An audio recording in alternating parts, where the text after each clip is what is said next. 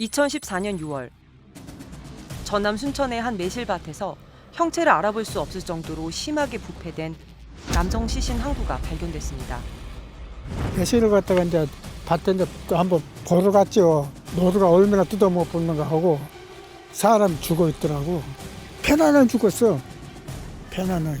몸부림도 친 것도 없고 그대로 편안히. 누군지는 모르고 이제 그렇게 발로 이제 노숙자라 노숙자. 완전 타임이가 다 노숙자 타임이라. 가방 속에는 소주병과 막걸리가 들어 있었고 경찰은 대수롭지 않게 단순 변사 사건으로 처리했습니다. 그런데 40일 만에 나온 DNA 검사 결과 유병헌 회장으로 추정되는 시신이 전남 순천에서 발견됐습니다. 세월호 참사 이후 수사망을 피해 잠적해버렸던 유병헌 전 세모그룹 회장. 검찰 수사관 100여 명과 경찰 5만여 명이 투입됐는데도 유병헌 회장의 행적은 오리무중이었던 상황. 유 회장은 구원파 신도의 도움을 받으며 검찰보다 한 발 앞서 현장을 벗어났습니다. 검찰은 지난 2달 동안 유 회장의 행방을 끝내 찾지 못했고 경찰이 유병헌 회장 시신을 찾았다고 발표하자 믿지 못하는 사람들도 많았습니다. 구원파 신도들은 시신이 유병헌 회장일 리 없다며 특히 아무리 한여름이지만 어떻게 시신이 그렇게 빨리 썩을 수 있냐는 게 가장 큰 의문이었습니다. 2주 만에 시신이 형체도 알아볼 수 없을 만큼 부패할 리 없다며 강한 불신을 드러내고 있습니다.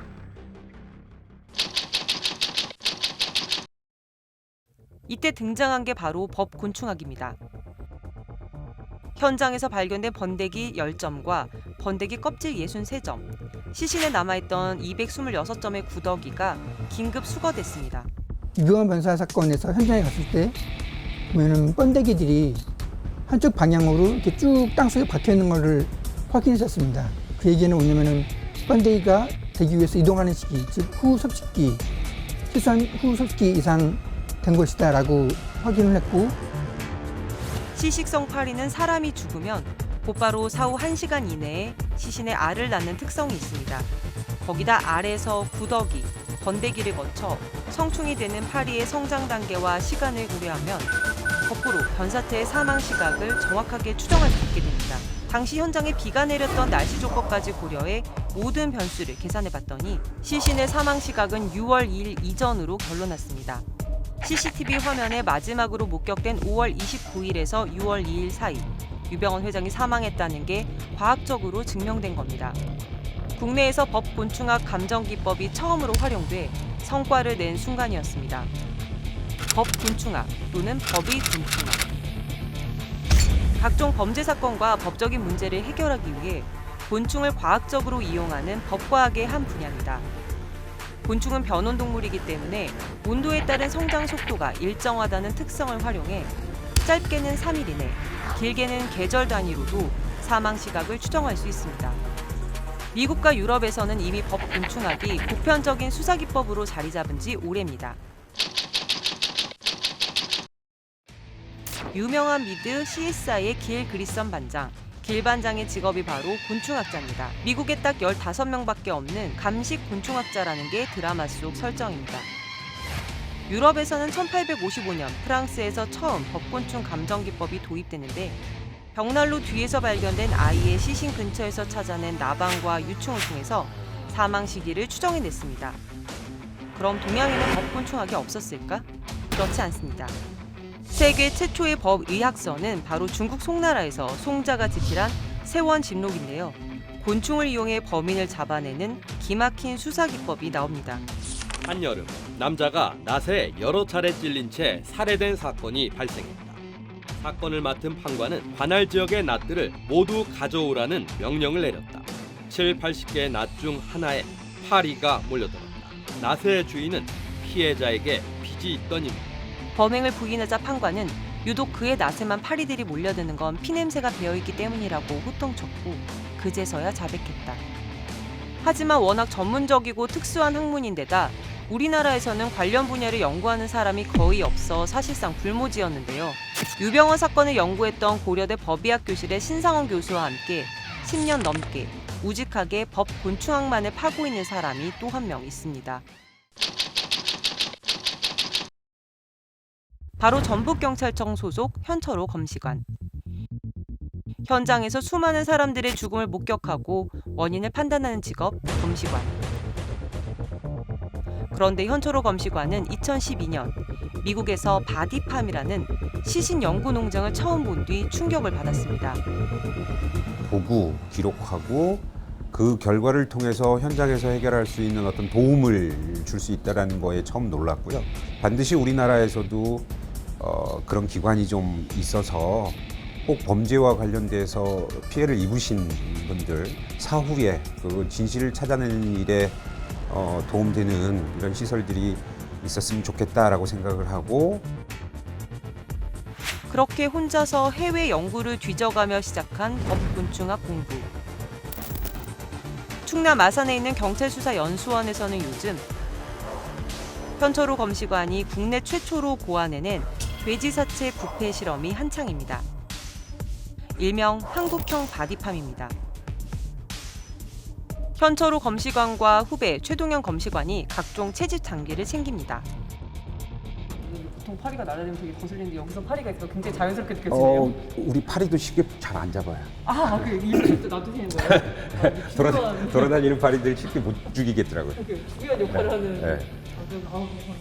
이들이 요즘 하루 종일 들여다보는 연구 대상이 바로 파리와 구더기이기 때문입니다. 두 사람을 따라 뒷산으로 올라가 봤습니다. 산 중턱에 도착하자 곳곳에 썩는 냄새가 진동했습니다. 마스크를 쓰고도 참기 힘들 정도였는데요. 검시관분들은 너무나 익숙한 듯 마스크 없이도 편안해 보였습니다. 1번부터 5번까지 번호를 붙여서 땅에 펼쳐놓은 돼지 사체들. 시간이 지나면서 이 사체가 어떻게 썩어가는지, 어떤 곤충들이 접근하는지, 알을 낳아 성충이 되기까지 얼마나 걸리는지를 관찰하는 실험입니다. 1년에 딱 4번, 4계절에 맞춰 진행합니다. 우리가 3월, 6월, 9월, 12월 그래서 4계절 동안에 그 대기 기온에 따라서 부패가 어떻게 되는지를 좀 보고 있는 중이죠. 이거 끝나면 이제 9월에 또 실험이 들어가고요. 저희가 정말 운이 좋았네요.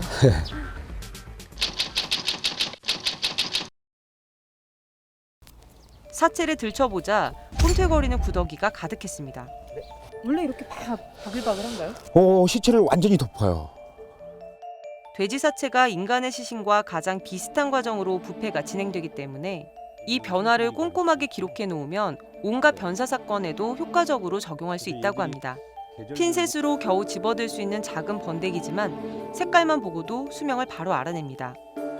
얘들은 좀 더 빨리 번데기가 되는 거고 색깔들 네. 얘는 좀 붉은 기가 그렇죠. 시간이 갈수록 얘들은 이제 더 짙은 색깔이 되는 것이죠. 가장 많은 곤충 손님은 파리지만 딱정벌레와 송장벌레도 시신이 묻힌 현장을 찾아옵니다. 이런 곤충은 파리보다 수명이 길기 때문에 훨씬 더 장기적인 기간을 추적하는 연구에 도움이 됩니다. 그런데 돼지 사체 중 하나는 엉뚱한 곳에 놓여 있습니다.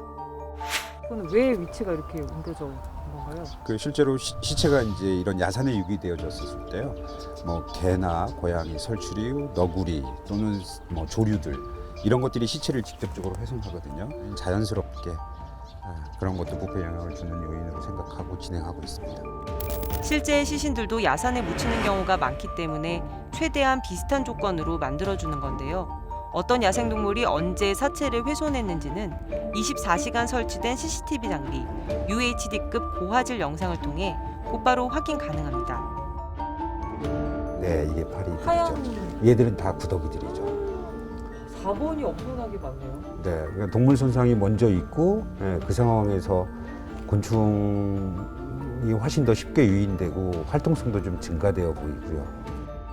같은 객과라고 해도 들개냐 반려견이냐에 따라 훼손 부위가 다르다고 합니다. 객과의 동물들은 실제로 손발을 먼저 섭식한다 그래요. 왜냐면 이게 그 두려움, 먹이를 먹는 동안에 그 안면, 얼굴에 대한 두려움이 있어서 먼 곳부터 그때 집에 있는 똑같은 객과는 주로 얼굴 쪽부터 훼손하는 거고요. 그게 이제 그 주인을 깨우려고 하는 그런 시도. 실험장에는 현장의 온도와 습도, 풍향, 강우량 같은 기후적 특성을 정확하게 측정하기 위한 기상 관측 장비도 있었습니다. 이렇게 다양한 변수까지 고려해서 실험을 해서 더 정확한 데이터를 얻어내는 겁니다. 곤충학뿐 아니라 온갖 학문이 집약된 종합학문인 셈인데 그래서 이 분야를 사후 변성학이라고도 부릅니다. 죽음 이후부터 완전히 뼈가 남아서 무기물로 사라지는 그 모든 과정들을 이 시체가 놓여 있는 환경, 기상학적 또는 동물학적 또는 생물학적 이 뼈에서 어떤 단서들을 찾을 수 있는지 법곤충학을 통해 시신의 사망 시점을 알아내면 피해자의 신원을 정확하게 확인하고 용의자를 특정하는 데 결정적인 단서가 됩니다. 경찰이 삽으로 흙을 퍼내자 나체 상태의 백골 시신이 서서히 윤곽을 드러냅니다. 2019년 6월 경기도 오산시 야산에서 발견된 백골 시신. 수사팀은 처음에 사건 발생 시점을 2019년 초로 예상했지만 곤충들이 알려준 답은 달랐습니다. 주변의 곤충 번데기들을 분석했더니 검정뺨 금파리, 큰 검정파리, 떠돌이 쉬파리 이렇게 세 종류가 발견됐습니다. 이들이 출현하는 계절은 모두 다릅니다. 세 파리 모두 공통적으로 겹치는 시점은 10월. 그러니까 시신은 2018년 10월 이전에 안매장됐다는 결론이 나온 겁니다. 2019년이 아닌 2018년을 기준으로 수사망을 좁히자 백골 시신은 가출 청소년 16살 A군으로 밝혀졌습니다. 가출팸에 들어가서 만난 형들에게 변을 당했던 겁니다. 이른바 오산 백골 사건. 주범인 20대 남성들은 곧바로 경찰에 체포됐고 대법원에서 징역 30년과 징역 25년의 중형이 확정됐습니다.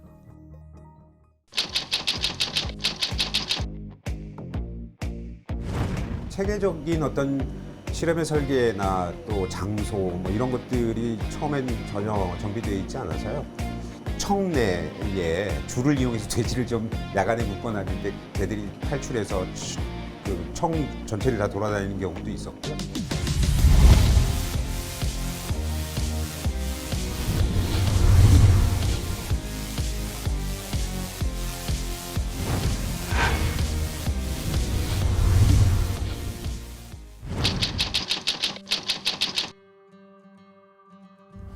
우리 대한민국의 한국의 과학사 역량이 한층 더 업그레이드되는 계기가 되었다고 생각을 합니다. 분석 작업에 여념이 없는 오대건 보건연구사. 법곤충 감정실 소속 연구사는 현재 2명인데 문을 열자마자 많은 의뢰가 쏟아지고 있습니다. 네. 맡고 계신 사건이 몇 건 정도 되세요? 지금 현재 24건이 들어온 걸로 알고 있습니다. 24건이 왔는데 현재 저희가 11건째, 11건, 12건째 지금 현재 진행 중에 있습니다. 그래서 전국에서 들어오는? 네, 맞습니다. 구더기에 대한 대접도 완전히 달라졌습니다. 구더기라고 하는 거는 이제 사건 현장이나 부검할 때 성갈 수 있는 존재입니다. 쓰레기고 다 없애버리는 그런 거였는데 이제 부검이나 현장에서 나오는 구더기도 직접적인 증거가 될 수 있다, 물리적인 증거가 될 수 있다라고. 단 한 건의 미제 사건도 남기지 않겠다. 이 결심이 법곤충학 연구를 이어가게 하는 힘입니다. 이제 고인분이 전하는 마지막 메시지를 저희가 찾아야 하는 거잖아요. 그 찾고 그걸 통해서 고인뿐만 아니라 유가족의 그런 아픔도 조금이나마 저희가 보듬어 줄 수 있는 게 좋은 점이라고 저는 생각을 하고 있습니다.